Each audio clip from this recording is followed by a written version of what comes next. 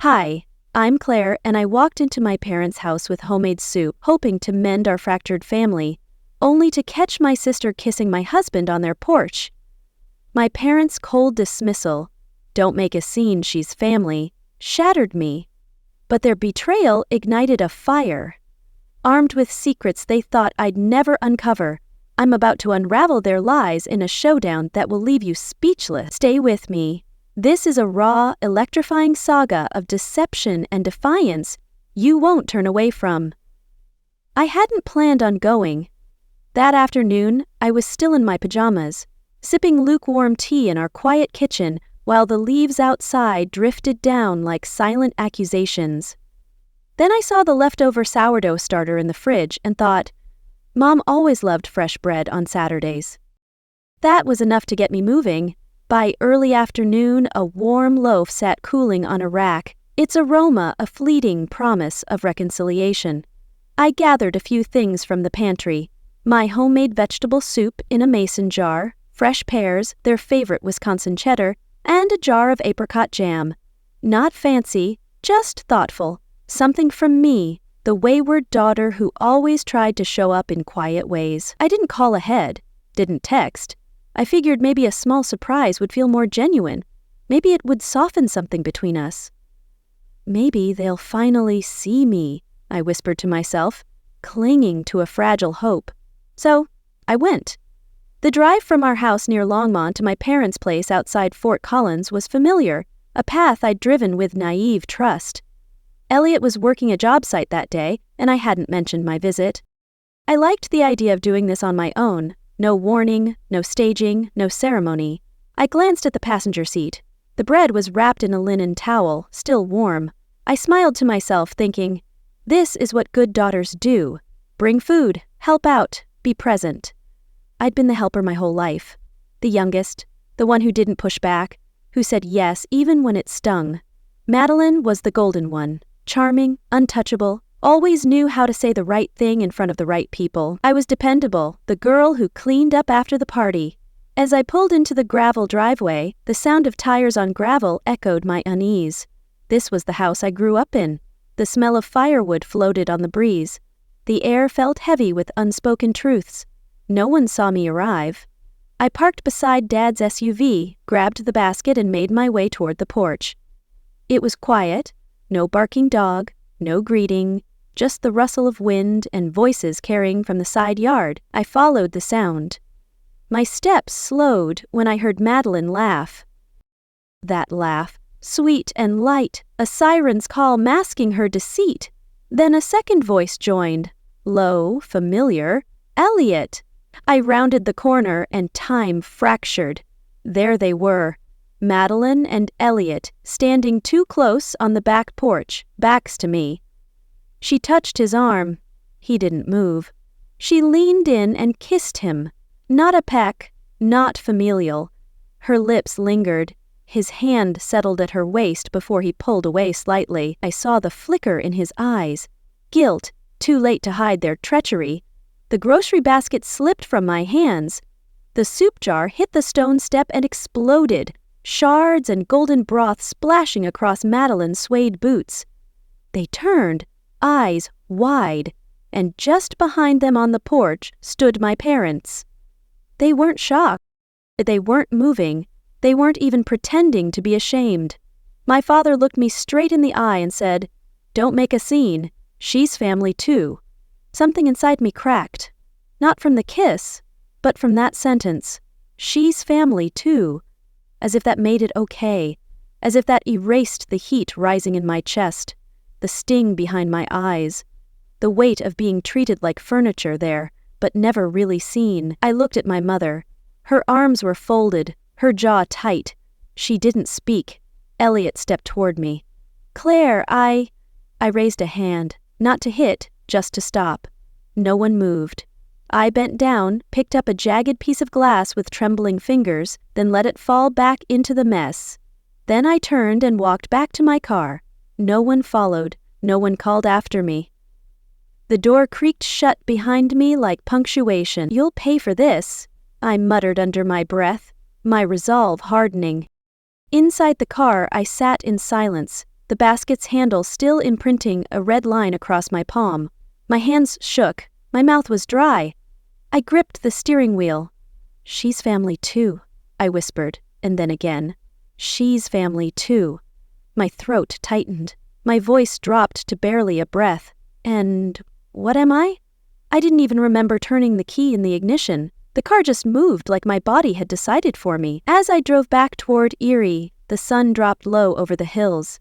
My vision swam with unshed tears. I kept blinking to stay focused, my fingers locked around the steering wheel, nails digging into my palms. The same question ran circles in my mind. What am I? A placeholder? A prop in someone else's love story? By the time I pulled into our driveway, the sky had turned deep violet. The house sat quiet, blinds drawn. I turned off the engine and just sat for a long time.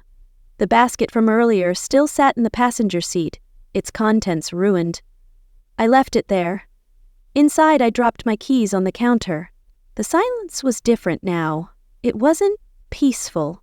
It pressed in on me, heavy and sharp. I walked past the dining table, past the framed photo from our 3rd anniversary trip to Yosemite. I couldn't look at it. That's when I saw it. My scarf. It hung by the back door like it had always lived there. Soft ivory silk with delicate embroidery. The one I'd searched for a dozen times last summer and eventually gave up on. A chill passed through me like the fabric remembered more than I did. I reached out, fingers brushing it, and suddenly I was back at that Easter brunch 18 months ago. Madeline had worn it. I remember the way it clung to her neck, a silent claim on what was mine. She had laughed when I pointed it out and said, "Oh, Elliot gave it to me. I'm always cold." And he said this one looked cozy. She tossed it off like it was nothing. I had let it go. Of course I had. I always did. Back then it felt like a stretch to assume anything more. Just my sister being her usual charismatic self. Just Elliot being helpful. Now it wasn't just a scarf. "You stole everything," I whispered to the empty room, clutching the scarf like evidence. I sank into the kitchen chair, still holding the silk in my lap. My thoughts unraveled faster than I could catch them. The drives Elliot insisted on making? I'll drop her off. It's no big deal. How she'd giggle and call him her backup husband at family dinners. The day our mom accidentally said, "I'm just glad Elliot is such a stable part of Madeline's life." And I smiled. God help me, I told myself they were just close, that I was lucky to have a husband who cared about family. No, I was lying to myself because the alternative was too ugly. I got up and walked slowly to the bedroom, pulled open the bottom drawer of my nightstand. My old iPhone sat there, cracked screen, still able to power on. I hadn't touched it in over 6 months. I plugged it in, waited for the battery icon to blink. Shadows danced across the room as I waited. My chest tightened like I already knew what I would find. Once it was powered on, I opened the Messages app, iCloud Sync. I didn't expect anything too damning. Elliot wasn't careless, but something told me Madeline was. I searched her name. Most messages were wiped clean except for 3 fragments in the archived threads. They hadn't synced properly, but they were enough. "Can't wait to see you again. You make me forget everything." "Don't worry, she doesn't suspect a thing." My jaw clenched so tightly I could feel the pressure in my temples. I didn't cry. I took screenshots. I forwarded them to my new phone. Then I set the old phone down and stared at it for a long time. They didn't just steal my husband. They rewrote my story. They had been writing it for years, behind my back, over my silence. While I ran errands, while I stayed late to grade essays, while I showed up to every family event and handed out the mashed potatoes with a smile, I had bent myself into every shape they needed: daughter, wife, helper. I had erased my own anger, my own suspicions to keep things peaceful. But the scarf was never just a scarf. The messages weren't accidents, and I was done pretending. I sat in the dark, my hands wrapped around that scarf like it might answer me. My voice didn't even sound like mine when I finally whispered aloud. I've been erasing myself to protect them, but what if I stop? No more lies, I vowed, my voice steady with newfound strength.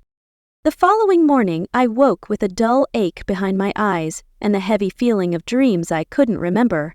The bedroom was quiet. Elliot had left early for a job site, or so he said. I didn't ask. I didn't want to hear his voice. Not yet. I moved through the house like a ghost. Coffee, clothes, keys. I barely noticed the drive to campus. Trees along Baseline Road were shedding their spring leaves like discarded promises, the wind brushing them across the pavement with a mocking rustle. I parked in the staff lot and walked toward my building, clutching my bag like a shield. By 8:30, I was sitting behind my desk at Fort Collins Community College, trying to grade midterm essays. My fingers moved, but my mind drifted. Every word on the page blurred into the next, until one essay, half crumpled and smudged at the edges, caught my eye. It belonged to Lily, a quiet student who often sat near the back. Her topic, family loyalty versus personal truth. I started reading, expecting vague statements about honesty and obligation, but a few paragraphs in, I stopped cold. She was the one who kept the peace, who stayed quiet, who brought the birthday gifts and made the soups. But one day, her niece saw it, her mother laughing in the arms of a man who wasn't hers. When she told her aunt, they all said the same thing. Don't make a scene. Blood means silence. I read that sentence 3 times. Blood means silence. It echoed exactly what my parents had told me on the porch. Different words, same message. Don't disrupt the illusion, be the quiet one. Again, I underlined it slowly, letting the pen drag across the page. The truth in that sentence didn't just sting, it shook something loose. I glanced at the classroom clock. It was 11:00, still 45 minutes until my next lecture. As I was gathering up the essays, Clara from the communications department passed by my office door. She paused, backtracking slightly. "Hey, Claire," she said, smiling. "Quick question. Was Elliot in town a few days ago? I thought he told you he had a job in Greeley." I looked startled. "Yeah, that's what he said." Clara tilted her head. "Weird. I swear I saw him and your sister at Oak and Vine. Remember that wine bar next to the market? They looked like they were on a little date. I almost came over to say hi, but figured you were having some kind of family catch-up." My heart didn't race. It sank deep and heavy like a stone dropped in still water. I forced a smile. Maybe I was just busy that day. She nodded and waved goodbye. I waited until she turned the corner before exhaling. That same weekend, Elliot had told me he'd be gone overnight, out of cell service. Long concrete pour, he'd said. I remember cooking alone that evening, watching a documentary about famous scandals.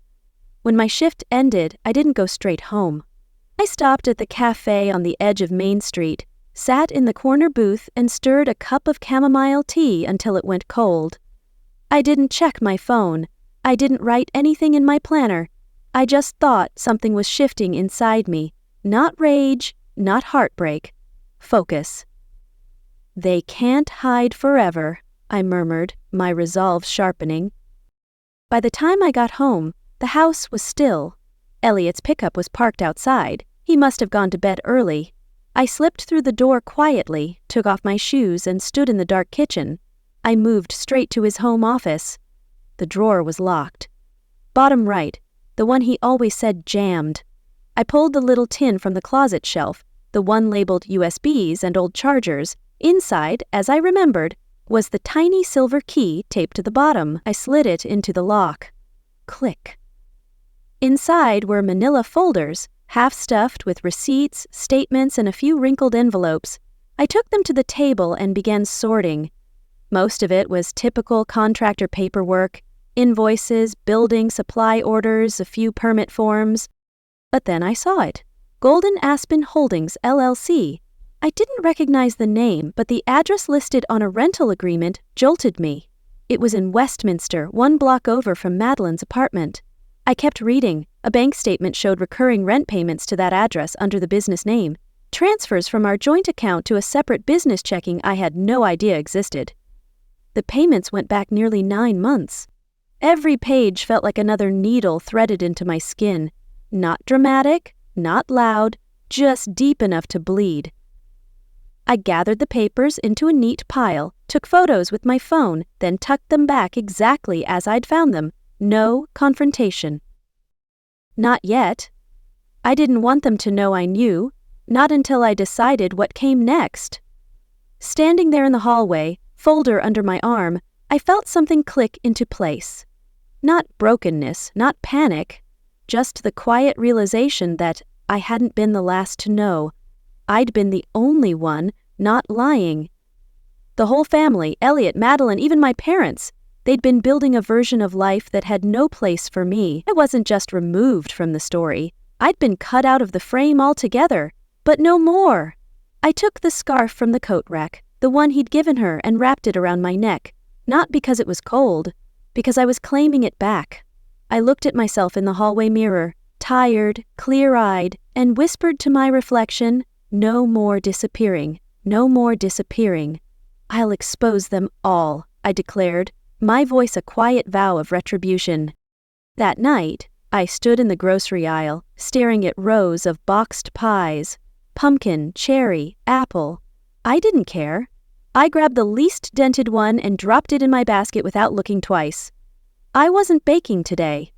No fresh sourdough, no folded linen, no handwritten card. They didn't deserve warmth anymore. What I brought now was silence and eyes wide open. The anniversary gathering started at 6 o'clock. I timed my arrival precisely 20 minutes late, just long enough to make it clear I wasn't trying to please anyone anymore. The driveway was full. Uncle Henry's pickup, my cousin Sophia's minivan, the usual suspects. I parked 2 doors down and walked the rest of the way with a boxed pie in one hand and nothing in the other. No smile, no peace offering.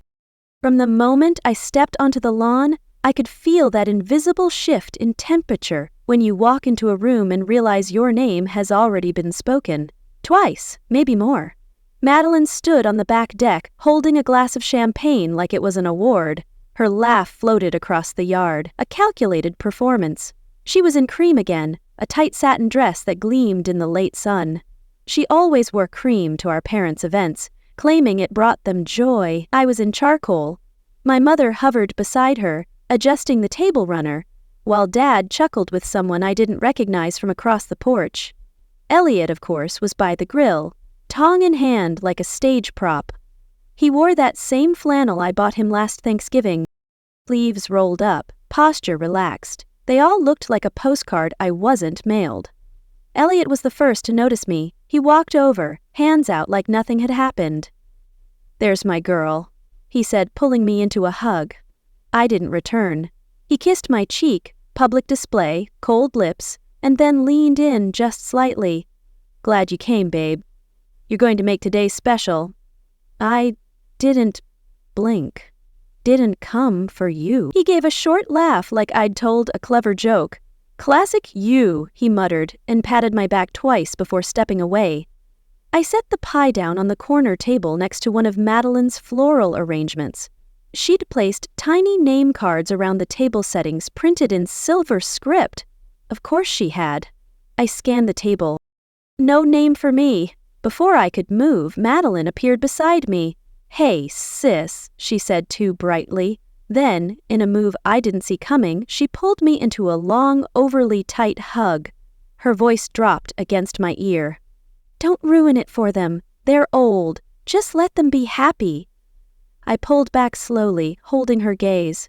Her smile stayed fixed, but her eyes flickered. I didn't say a word. I didn't need to. I walked past her through the patio door, into the kitchen to grab water. The sink was full of half-washed pans and salad tongs. I stood there facing the window until the screen door creaked open again and voices drifted inside. Someone laughed about Elliot finally getting the grill right. Another voice toasted to the family that sticks together. My grip tightened around the glass. No one came to greet me. No one asked how I was doing. They'll regret underestimating me, I thought, my heart pounding with purpose. At 6:30, the toasts began. My father stood first. 50 years married, he began, and still learning every day. Laughter. Applause. Then Mom stepped up beside him, champagne in hand. We just want to thank everyone, she said, eyes shining, especially our girls. She turned to Madeline. Maddie, sweetheart, you've always been the strong one. You stepped up when we needed help. You've been like a second daughter to us all. The silence that followed was deafening. I looked down. My glass was empty. I hadn't been served. Someone across the table, a cousin maybe, snorted into their napkin. A smirk passed from one side of the table to the other. Madeline gave a gracious nod. Elliot reached for her hand under the table. I stood slowly, calmly, straightening my coat. I looked around the table. The sun had dropped low enough that the shadows stretched long over the grass. A breeze rustled the edge of the tablecloth, a restless stir mirroring my resolve. I kept my voice level. I won't stay long. All heads turned. I just wanted to see, I said, what I'm no longer part of. The room, or porch, or whatever this stage scene was, frozen. I turned toward the door without waiting for a response. My heels clicked against the deck boards. Someone whispered my name behind me, but I didn't stop. They had made me silent for years. Now they'd watch me walk away. The ride home was quiet. I didn't play music. I didn't need anything competing with the noise inside my head. My hands were cold on the steering wheel, even though the heater was on. I kept driving past familiar corners, parks I used to take Elliot to, a diner where Mom once made me cry in public, and felt like a ghost sliding through a town that used to be mine. When I pulled into the driveway, the porch light was off. I hadn't realized it was already dark. I sat in the car for a long moment, watching the outline of my house through the windshield. It looked unfamiliar in the night, like someone else's place, a house staged for someone else's life. I unlocked the front door and stepped inside. No barking dog, no husband greeting me from the couch, just silence and the soft hum of the fridge. Everything was clean. Too clean. That kind of clean that didn't smell like effort or lemon cleaner, just a sterile void. I walked past the coat rack and caught my reflection in the mirror. My hair was still pinned from the gathering. My lipstick had worn off, my face a canvas of raw determination. Who did I build this life for? I went room to room, like I was searching for something, or maybe erasing something. In the hallway, I paused at the wall of family photos. There was one of me and Elliot and Rocky Mountain, another from my graduation with Mom kissing my cheek, and Madeline right behind us, always in frame. The frames felt heavier than they used to. One by one I pulled them down. No ceremony, no hesitation, just the quiet tap of nails hitting hardwood and the faint squeak of glass against skin. I didn't break them. I just placed them face down on the guest bed and shut the door. Then I sat down on the stairs. Not on a couch, not in a chair, just the middle step where you can see most of the house, but none of it feels like yours. That's when my phone buzzed in my coat pocket, a voicemail. I didn't recognize the number at first, but the transcription preview read, "Honey, I'm so sorry." I pressed play. It was Aunt Beatrice's voice. My mother's younger sister, the only one who ever sent birthday cards that actually had something handwritten. "Honey, I tried to talk them out of it, but your parents are naming Madeline as the sole executor of the estate. It's already filed. She's not just the executor, she's the trustee too. I thought you knew." "I'm so sorry, sweetheart. I really thought you knew." The message ended. I didn't cry right away. I just stared at the dark screen, heart pounding like it had somewhere to go. It wasn't just a betrayal. It was a rewrite. I stood up slowly and walked toward Elliot's office. There was something he'd mentioned once, weeks ago, maybe 2 months. He was proud of it. A hidden drawer he'd built into the underside of his desk for surprise gifts, he said. "You never know when you might want to stash something romantic," he'd winked. That drawer wasn't meant for me. I opened the desk drawers one by one until I found the false panel. I slid my fingers underneath the lip and pressed gently. There was a soft click. The drawer popped open an inch. Inside was a small velvet box and a folded piece of notepaper. I opened the box first. A delicate ring, yellow gold, one small stone, understated, Not at all like the engagement ring Elliot had given me, which was larger, antique, something we'd picked together. This one? This felt like a secret. I picked up the note. His handwriting was unmistakable, slanted, confident. At the top, a date 3 months before our wedding. It read, "Maddie and I one day, no more hiding." My knees gave out. I sank to the floor with the box in my hand, the note slipping onto my lap like ash. Every muscle in my chest clenched. They'd been planning this before I even walked down the aisle. I wasn't erased. I was replaced. I sat there in the hallway, shadows pooling around me, and let the truth settle over me like a second skin. It didn't sting anymore, not the way it did before. A single tear slid down my cheek. I didn't wipe it away. I didn't need to. I picked up the note, folded it neatly, and placed it in my pocket. Then I whispered to the stillness around me, "Then I'll give them something they'll never see coming. I'll burn their lies to the ground," I hissed, my voice a quiet inferno. The next afternoon I texted my department chair at the college that I'd be out sick. I didn't lie, not really, just omitted the part where I wasn't physically sick but soul-worn, betrayed, and finally ready to act. I pulled on a charcoal turtleneck, loose jeans, and slipped my sunglasses over my still swollen eyes. Then I tucked the ring box, the handwritten note, and the voicemail transcript from Aunt Beatrice into a manila envelope. I didn't look at them again. I just slid the envelope into my tote bag, got into my car, and drove north toward Boulder. Daniel Foster had been a friend since undergrad. He now handled estate law and trusts, made a career out of unraveling other people's secrets, all while keeping his own impeccably sealed. When I walked into his office, he stood immediately and stepped around his desk. "Claire," he said quietly, reading my face. "Are you okay?" "No," I answered, sitting down. "But I think you're about to confirm something that'll help me get there." He nodded and didn't waste time with pity. I handed him the envelope and waited as he scanned the contents. He tapped a few keys on his computer, bringing up public records faster than I'd expected. "Let me check the supplemental deed filings," he muttered. Then, after a few seconds, his lips tightened. "Claire, your name isn't on the secondary deed anymore. It was quietly removed 3 months ago." My stomach dropped. That's our trust, our house." Daniel turned the monitor so I could see it. Sure enough, there was Elliot's signature and a version of mine beneath it. Dated last October. I blinked. "I never signed that." He looked at me hesitantly. "He might have repurposed your signature from something else. Was there any paperwork you remember from that time?" And then I remembered. Elliot had handed me a stack of documents at dinner one night, 5 pages thick. Taxes, he'd said. Refinancing, trust updates, boring stuff. Just sign so I can get it filed tomorrow. You trust me, right? I smiled, signed, and passed the salad. Daniel was still watching me. That might have been it. I stared at the screen, at my own name fading from legal memory. "He used my love like a signature stamp," I murmured. Daniel didn't respond. What could he say? When I stood to leave, he pressed a hand over mine, gently. "Claire, take screenshots of everything. Keep records and don't confront him until you're safe. Financially, legally, emotionally. You hear me?" I nodded. "I'll make them face the truth," I said, my voice resolute. Back in the car, I didn't cry. I drove with the windows cracked and the heater on. My mind was already running ahead of me, making checklists, calculating timelines. If they could make a move in silence, so could I. By the time I reached home, it was late afternoon. Elliot's truck was in the driveway.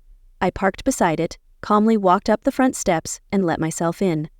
From upstairs, I heard the shower running. Didn't call out. I headed to his office and pulled open his briefcase. It wasn't even locked. Inside, neat folders labeled rental agreements, financial planning, and medical directives. I took out my phone, turned the sound off, and began photographing every document. Page after page, there were account summaries I'd never seen. Checks made out to shell companies with strange names. Golden Aspen Holdings, Cloverfield Management. Then I found it. Power of Attorney. My signature was there. I didn't remember signing it, but I knew the ink was real. I returned everything exactly as I'd found it, closed the case, fluffed the small throw pillow on the armchair beside it like I had merely tidied something. Then I went into the kitchen, poured a glass of water, and leaned against the sink. A few minutes later, Elliot came down the stairs, with damp hair and a towel slung over his shoulder. "Hey," he said, kissing my cheek. "Didn't hear you come in." I smiled faintly, the glass cold in my hand. "Just got back. Are you feeling better?" "Getting there." He nodded and walked past me to grab his keys. "I've got a supply run for the site. Be back in a bit." "Drive safe," I said, still facing the window. He left. The door clicked shut, and I exhaled. That evening, I took a leather-bound journal from the bottom drawer of my nightstand. It was a gift from a former student, never used. I opened the first page and wrote in ink that didn't shake this time. "Every person who betrayed me is about to find out I remember everything." I slipped the journal back into its drawer and locked it with a tiny silver key that hadn't been touched in years. There was no need to reread the page. The words were etched inside me now. Wednesday afternoon was cool and dry. I parked downtown in a metered spot outside a dry cleaner's, the kind of place where no one would look twice at a woman in a dark suit. But I wasn't there for laundry. Daniel had chosen the place, off-grid, discreet. He greeted me in a black hoodie and jeans, more friend than lawyer. His hand was firm but brief as he passed over the envelope. "They'll deny everything," he said, "but it's all here. Dated documents, bank transfers, power of attorney misuse. The rest is yours to use how you see fit." I didn't need instructions. I just nodded, slid the envelope into my gray tote, and thanked him quietly. My next stop wasn't about lawyers or signatures. It was about appearances. That night, I drove to the gala alone. The venue was a repurposed bank in downtown Boulder, all marble floors and high ceilings, echoing with clinks of champagne flutes. The Bennett family had been named this year's Legacy Circle honorees by the city's Historic Society for their generational contribution to Colorado's community values. I haven't RSVP'd, but I knew Madeline would assume I wouldn't dare show my face. She was wrong. I wore a navy pantsuit, no heels, no pearls, no lipstick, just a plain matte finish and flat shoes that didn't click when I walked.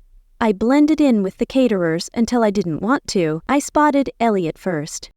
He stood near the punch fountain, laughing like nothing in our lives had ever cracked.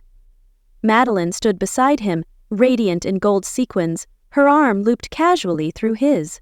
As the MC took the stage to introduce the Bennetts, I slid into an empty seat near the back of the room. From where I sat, I could see my mother clapping politely, my father puffed up with pride. Madeline took the mic. "Good evening," she smiled. "On behalf of our family, we thank you for this honor. Legacy isn't just what you inherit, it's what you protect." She motioned to Elliot. "And to my brother's partner Claire, who helped so much over the years, even though she's moved on, we're grateful for her grace." The room chuckled lightly. Someone clapped. I sat still, smiling like a mirror, reflective, hard, uncrackable. Then came a tap on my shoulder. "Claire," a voice whispered. I turned. An older man stood there, early 70s, face vaguely familiar. "I'm Jim McConnell," he said. "I worked with Elliot on the riverfront development. I hope the transfer went smoothly." "What transfer?" "The investment for the startup. I assumed you were still backing it. They said you'd reviewed the paperwork and signed weeks ago." My blood froze in place. "I haven't signed anything." His eyes widened slightly. "Oh, well, apologies, I must have misunderstood. They said you were traveling when the funds cleared." I smiled, but it didn't reach my eyes. "Thank you for letting me know." He nodded and stepped back. I walked to the open bar, needing the glass more for the image than the champagne. Behind me, I heard Madeline's voice rise just above the chatter. She was speaking to a sponsor in a navy blouse, gesturing elegantly. "Claire approved it ages ago," Madeline said casually. "She just didn't want her name on anything public. That's how she's always been. Quiet support. It was almost perfect." I pulled out my phone and pressed the record just as Madeline laughed. Her words hung in the air like perfume laced with poison. I didn't flinch. As the MC returned to the stage thanking Madeline for her speech, applause broke out again. The spotlight was about to shift, and so was the narrative. I walked slowly toward the stage, each step deliberate. When I reached the mic, I caught Madeline's eye. She smiled. I didn't. I took the microphone from the MC gently, nodding with practiced calm. "If you'll indulge me," I said, turning to the crowd, "I have something to clarify about legacies. If you'll indulge me, I have something to clarify about legacies." My voice didn't echo. It sliced clean. I didn't need a raised volume. Every head turned, every glass lowered. I saw my father shift in his seat, brows knitting. My mother looked frozen in place, half smiling, unsure if this was a joke. Madeline remained motionless at the edge of the stage, still clinging to the mic she had used to sing her own praises minutes earlier. Elliot, ever the showman, stood half a step behind her, polished, composed, just waiting for me to embarrass myself. But I didn't come to scream. I came to end it on my terms. I reached into the inside pocket of my blazer and pulled out my phone. "I'd like to begin with a voice you might recognize," I said gently, then tapped play. The speakers weren't built for courtroom clarity, but the words rang loud anyway. "Just forge her signature. She won't notice. Claire never checks these things." There was no mistaking the voice. Madeline's casual venom floated above the room like smoke from a fire someone had thought they buried. There was a gasp near the front, a whispered, "Oh my God," from the back. Then the silence came, not from confusion, but from certainty. I let the silence stretch, I let it settle. Then, without a trace of triumph, I opened the thin black leather folder I'd carried up with me. Earlier this week, I revoked the power of attorney Elliot requested last month, the one I signed without reading, trusting it was just for taxes. That revocation is signed, notarized, and filed with the county clerk of Larimer. I held up the first page. A few flashes went off. "And here," I continued, "are my signed redemptions of all stake I held in the Bennett Legacy Initiative and the venture you pitched tonight. My name, my credentials were used without my knowledge. I've since withdrawn every ounce of legal and financial attachment to the brand." I paused. "So whatever you've built, you get to keep it. Congratulations." The air crackled. I wasn't yelling, but every sentence hit like a bell toll in a cathedral. Elliot took one step forward, raising his hand like he was approaching a panicked animal. "Claire, maybe we should step off stage. We can talk." I didn't even glance at him. "You used my name, my trust, my silence. You used my reputation to build yourselves a prettier lie. And tonight, well, I'm just giving it back to you." Madeline opened her mouth, closed it. Her knuckles clutched the mic, white and stiff. She didn't look like a woman in control anymore. I wasn't done. "One more thing," I said softly, pulling out a small envelope and walking across the stage. I stopped in front of Madeline and Elliot. "This is a check for the wedding gift I never wanted. You can use it to buy a truth of your own. Maybe start with a mirror." I said it gently on the podium. No flourish, no theatrics.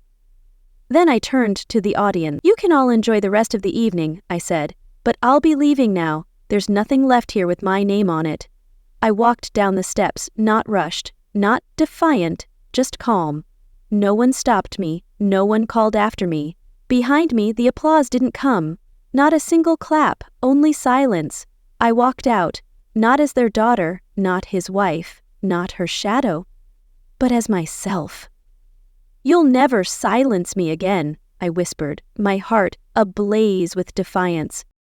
Finally, 5 days later, I woke to the sound of waves tapping against rock, the sharp caw of gulls circling a fog-smeared sky. The salt air slipped in through the cracked window of my new one-bedroom rental in Longmont. I didn't recognize the scent at first. It wasn't rosemary candles or detergent or the smell of someone else's cologne on my sheets. It was air that belonged only to me now. I sat at the edge of the bed, wrapped in a borrowed wool blanket, and let my feet touch the cold hardwood floor. For the first time in years, I wasn't bracing for footsteps behind me, or a call from someone needing a favor, or an explanation. I made tea slowly, silently. It steamed in my cup like a small, quiet ceremony, and I drank it alone. Not lonely, just alone. The boxes I had shipped ahead were still stacked near the window, unopened. I didn't need much. When you've lost everything that never truly belonged to you, what's left is surprisingly light. Around 2 p.m., I opened the last box marked personal. Inside, under a worn paperback and a photo album I hadn't touched in 7 years, was the scarf. Navy silk, delicate as breath. I hadn't seen it since Elliot draped it around Madeline's shoulders that night at our family dinner. My mother had given it to me during our engagement party. Her exact words, "So you'll always remember your place in this family." I did remember. I held it for a minute, letting the past flutter through my fingers like wind through a screen door. Then I folded it neatly, placed it at the back of the closet in the guest room, and closed the door. I didn't take it with me when I checked out the next day. Some things can't be cleaned, only let go. That afternoon my phone buzzed. A voicemail from Elliot. "You didn't have to do that. We could have handled it privately." I deleted it. An hour later, a message from my father appeared. Short, cold. "We didn't think you'd take it so personally." I stared at the screen for a long moment, then locked it and set it face down on the table. Let them sit with silence. Let them hear what they made of me in the void they left. I left the apartment just before sunset and walked 4 blocks to a tiny bookstore tucked between a plant nursery and a vintage diner. The doorbell jingled softly as I stepped inside. A woman behind the register glanced up. "You're the woman from the stage, right?" I blinked. My spine straightened, ready to deflect or deny. She smiled. "You said what a lot of us wish we could say." I smiled back, softer. "I guess I am," I said. "But I'm also the woman who just wants to start over." She nodded, like she understood. Maybe she did. Later that night, back in the apartment, I pulled out a blank envelope and addressed it to myself. I tucked inside a single sheet of paper. Nothing written on it, just space, room to breathe, to begin again. It was a quiet ritual, maybe even unnecessary, but I sealed it anyway, and left it on the nightstand, a reminder. You owe no one your silence, only yourself, your truth. Have you ever had to walk away from everyone just to hear your own voice again? Tell me in the comments. I reclaimed my voice, but the wounds of their betrayal linger. A quiet ache as I rebuild, stronger yet forever marked.